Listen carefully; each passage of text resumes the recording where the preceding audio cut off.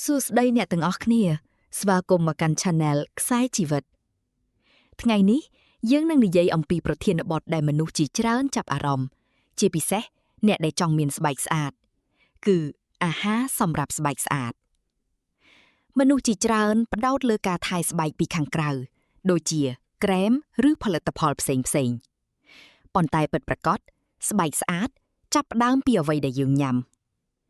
បើអ្នកញ៉ាំអាហារត្រឹមត្រូវស្បែកនឹងមានសុខភាពល្អពណ៌ស្រស់និងមើលទៅក្មេងជាងវ័យដូច្នេះថ្ងៃនេះយើងមកស្គាល់អាហារសំខាន់ៗដែលជួយឲ្យស្បែកស្អាតអាហារទី1គឺផ្លែឈើដែលមានវីតាមីន C ដូចជាក្រូចឆ្មាស្វាយវីតាមីន C ជួយបង្កើតកូឡាជែនដែលជួយឲ្យស្បែកតឹងនិងមិនងាយជ្រីវជ្រួញ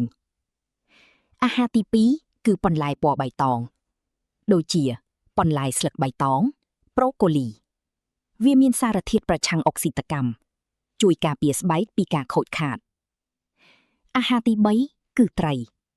ជាពិសេសត្រីដែលមានអូមេហ្គា3ដូចជាត្រីសាម៉ុងវាជួយរក្សាសំណើមស្បែកនិងបន្ថយការរលាកអាហារទី4គឺគ្រាប់ធញ្ញជាតិដូចជាអាល់ម៉ុនវ៉ាល់ណាត់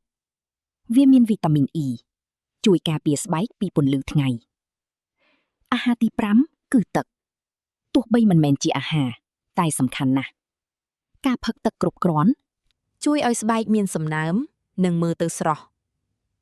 អាហារទី6គឺផ្លែឈើពណ៌ក្រហមដូចជាប៉េងប៉ោះនិងប៊ឺរីវាមានសារធាតុប្រឆាំងអុកស៊ីតកម្មខ្ពស់ជួយការពារស្បែកពីការចាស់លឿន